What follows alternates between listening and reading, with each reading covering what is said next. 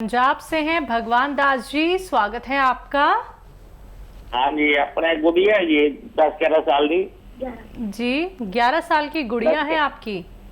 हाँ, वो रात को सोते हुए दांत किचरती है जी। रात को सोते वक्त दांत सोते हुए दांत किचरती है, ठीक है, जैसे ठीक है। चढ़ करते हैं। ठीक हाँ है, जी। ठीक है जी। इनको एक दवा आप दीजिए। और वो दवा क्या है? कैल्शियम। किसी भी सूरत में कैल्शियम की कमी को पूरा कर दीजिए इनकी।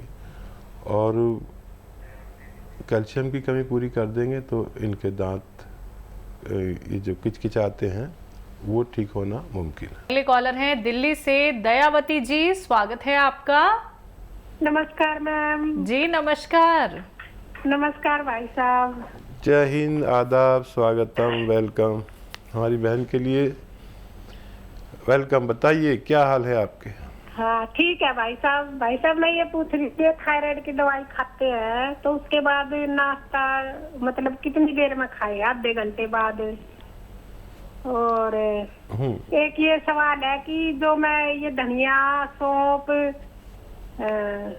सौंठ और नमक जैतून मिला कर जिनको भी देखती हूँ ना, उनको मतलब ये यूरियन में जलन होती है ना, उनको बहुत फायदा हो रहा है, बहुत जी। और सही बात है। एक सवाल ये है, जैसे अभी आपने बताई आंखों के लिए, आंखों में थोड़ी सी जलन सी ना मेरा भी हो जाती है, तो ये एक आधी ये मुंडी बुट्टी का मैं भी खा लूं? ठीक है, ठीक है। और क्या सवाल? बस इतना ही है भाई साहब, इतने बता दो। रोज ज्ञान देते रहते हैं, कुछ ना कुछ जो समझ में आता है। देखो हमारी बहन का फ़ोन आ गया, आज हमारा दिन बहुत अच्छा जाएगा। और मुंडी बूटी आप ले सकते हैं और कोई भी ले सकता है। एक मुंडी बूटी खाएंगे तो 1 साल तक आँखों के जो मौसमी बुखार, वबाई इमराज रोग होते हैं ना, जो मौसम के साथ आते हैं, किसी की आंखें लाल हो गई, किसी की आँखों वो वायरल कुछ फ्लू चलता है, आँखों का फ्लू चलता है तो पूरे इलाके के इलाकों को हो जाता है। एक आदमी दूसरे को देख लेता है तो उसकी भी आंखें लाल हो जाती हैं। तो 1 साल में 1-2 तो सबको खा ही लेनी चाहिए। मैं भी खा लेता हूँ। इस साल भूल गया हूँ लेकिन आपने याद दिला दिया तो मुझे भी खानी होगी। अब क्या सवाल था? थायराइड की अगर कोई दवाई ले रहा है तो खाना कब खाना चाहिए? आधा घंटे बाद ले लें तो ज़्यादा मुनासिब होगा।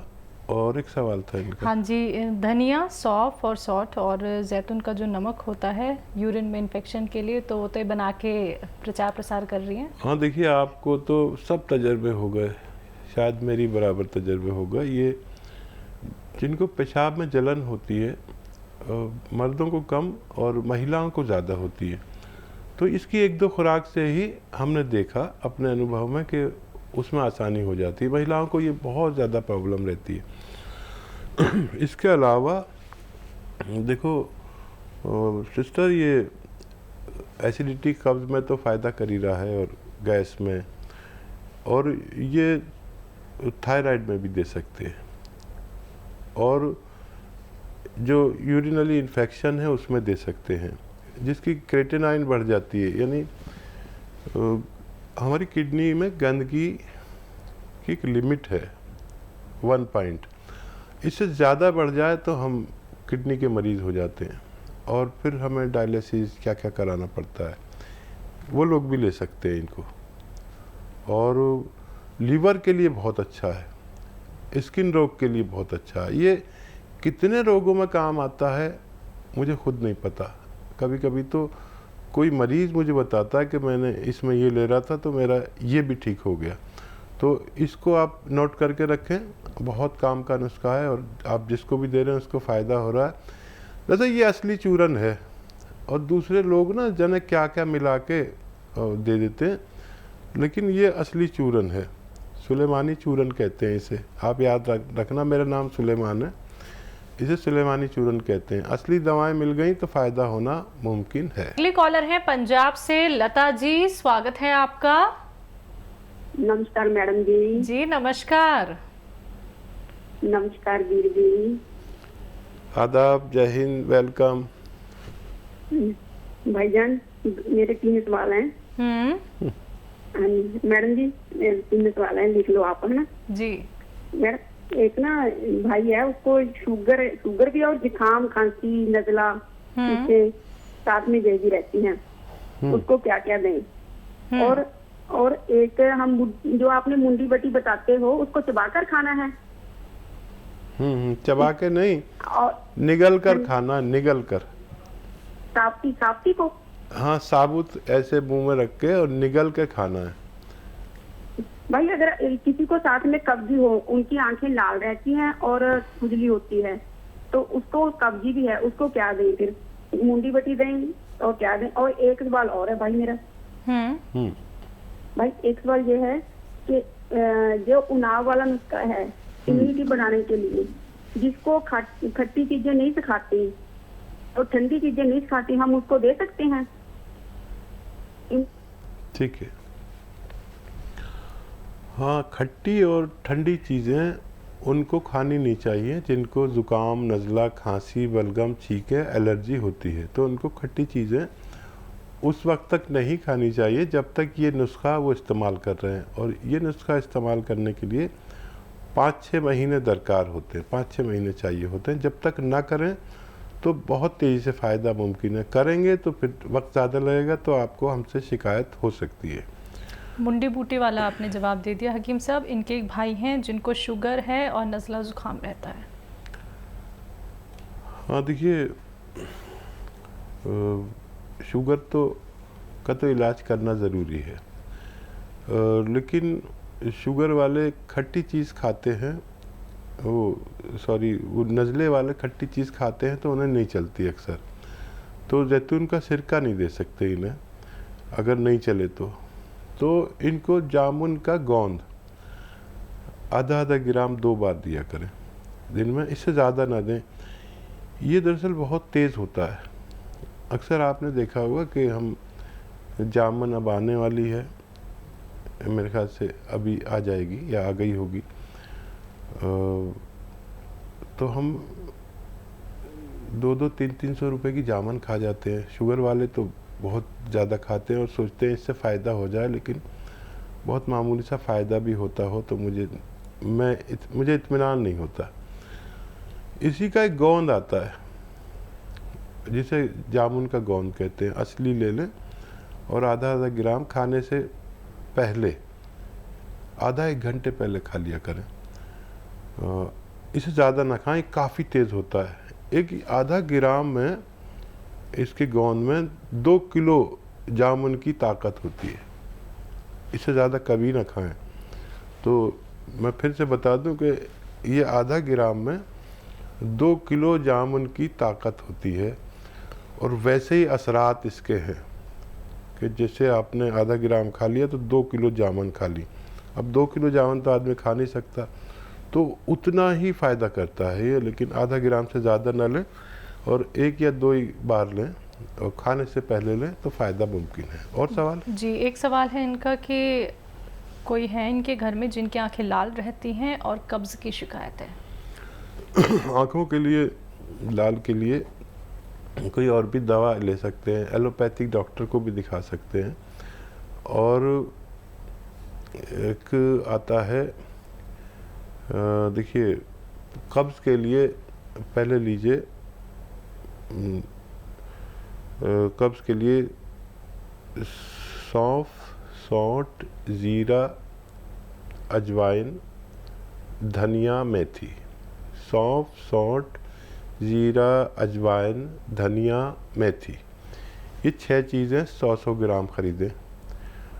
और नमक तो आप जानती हैं, इसमें जैतून का 1 चुटकी 1 चम्मच में मिला के इन्हें खिलाएं कब्ज़ के लिए। और चिलगोजे का गोंद आधा ग्राम रोज़ाना रात को खिलाया करें, पानी से या दूध से खाना खाने के बाद, तो इनकी आंखों को भी फ़ायदा होना मुमकिन है। अगले कॉलर हैं दिल्ली से राजेश जी, स्वागत है आपका। हेलो। हाँ मैम जी, नमस्ते। नमस्कार सर। आदाब, जय हिंद। आदाब सर जी, बताइए। अरे सर 2005 में मेरे हो गई थी पथरी गुर्दे में, वो 37 mm की थी, तो मैंने ऑपरेशन कराया था। तो उसके बाद में फिर मेरे अब पथरी हो गई।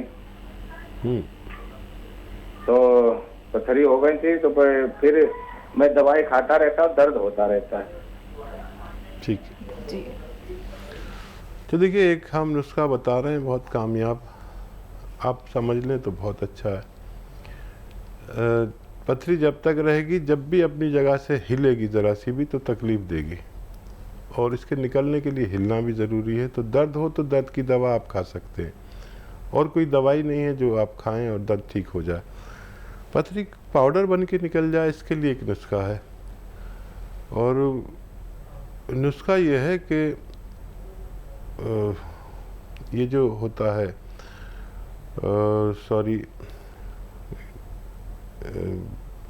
गूलड़ होते गोल गोल, अब पत्ता, उसके पत्ते ले लें, गूलड़ के 2 पत्ते 3 पत्ते आप ले लें, और उसको बारीक पीस लें सिलबट्टे पे, बहुत बारीक पीस लें। नींबू पानी में पीस लें, पानी न डालें, नींबू पानी डालें, उसमें खूब बारीक पीस लें। 1 गिलास पानी मिलाएं, उसके बाद 1 गिलास पानी मिला के इसमें नमक ज़ैतून आता है, एक नमक ज़ैतून, ये आपको अपने घर में रखना चाहिए, क्योंकि आपको बार बार पथरी होगी, जिसको भी होती है बार बार होती है, तो कभी कभी ये पी लिया करें। नमक ज़ैतून 1 चुटकी या 2 चुटकी इसमें मिलाकर 5-6 दिन लगातार पिए, एक खुराक सुबह, और हो सके तो शाम को भी पी लें। ये नुस्खा आपके घर में रहना चाहिए, क्योंकि आपको बार बार प्रॉब्लम होती, तो ये अगर आप कभी कभी पी लिया करेंगे तो वो बनने ही नहीं देता। तो ये पीकर आप पानी और 2 गिलास पानी और पिए, और आधा घंटे तक खाना ना खाएं। दर्द हो तो दर्द की दवा लें, तो बहुत जल्दी आपकी, मतलब जल्दी ही ये पथरी निकल जाना मुमकिन है। महावीर शर्मा है गुड़गांव से, स्वागत है आपका। हाँ जी, बताइए सर, प्रश्न क्या है? प्रसन्न जी, मैं दवाई मंगाई सियागोन, और उससे बहुत आराम हुआ है। मैं वैद्य जी को धन्यवाद देना चाहता हूँ, बहुत बहुत इनका धन्यवाद। भगवान इनको खुश रखे, कारोबार में इनकी तरक्की हो। बहुत धन्यवाद भाई आपका, आपने हमें जो ये फीडबैक कॉल दी है, हम खुश हो गए बहुत ज़्यादा। और अब आप देखिए, हमारे साथ जुड़े रहिए। आप हमारे साथ जुड़े रहेंगे तो उसका ये मकसद नहीं है कि मैं आपकी इज्जत करता रहूं, आप मेरी इज्जत करते रहें, वो तो ज़रूरी है सम्मान, लेकिन ये नुस्खा आपको अपने कम से कम 100 रिश्तेदारों तक पहुंचाना है। अगर आप ये प्रण लेते हैं तो आपका धन्यवाद स्वीकार है, अगर नहीं लेते हैं, आप हैं लाइन पे क्या? 6 घंटे चैनल देखता हूँ आपका। हाँ, आप ये प्रण लेते हैं कि आप 100 लोगों तक ये नुस्खा पहुंचाएंगे, ताकि 100 लोगों को और फायदा हो सके। देखो जी, कम से कम 50 आदमियों के पास मैंने आपकी दवाई पहुंचा दी है। अच्छा भाई, बहुत अच्छे आदमी हैं आप। और तारीफ करता हूँ कि मैं, भाई ये दवाई इससे बढ़िया कोई दवाई नहीं है। आप यकीन करें भाई, देखिए मैं जो भी नुस्खा आपको बताता हूँ वो लाखों बार जब आजमा लेता हूँ तब आपके पास पहुँचाता हूँ। बस मैं ये चाहता हूँ कि मेरा कोई भी भाई जैसे आप हैं वो उससे अगर लाभ उठाएं तो सिर्फ अपना लाभ उठाकर ना बैठ जाएं, फिर वो सबको होना चाहिए लाभ, जो भी आपकी तरह 10-10, 20-20 साल से तकलीफ में, हर घर में वो लाभ पहुंचना चाहिए। हर घर को उस दवा की पहचान होनी चाहिए, हर घर को के पास एक डायरी होनी चाहिए, ताकि अगर मैं कल को नहीं भी रहूं तो आप सेवा करने वाले मौजूद रहें, आपके बाद कोई और रहें, और ऐसे ये सिलसिला चलता रहे, और ये सब कुछ ख़त्म हो के लोगों को कुछ पता ही नहीं है। हर घर में एक जानकारी हो, जितना मेरे पास ज्ञान है आप तक पहुंच जाए, ये मेरी कोशिश है। इसी साल मैं रिटायरमेंट लेने वाला हूं, मुझसे जो भी नुस्खे पूछने हैं पूछ लीजिए, और जितना प्रचार प्रसार करना है कर लीजिए। फिर उसके बाद मैं नहीं मिलूँगा। आपका बहुत धन्यवाद कि आपने फीडबैक कॉल दी।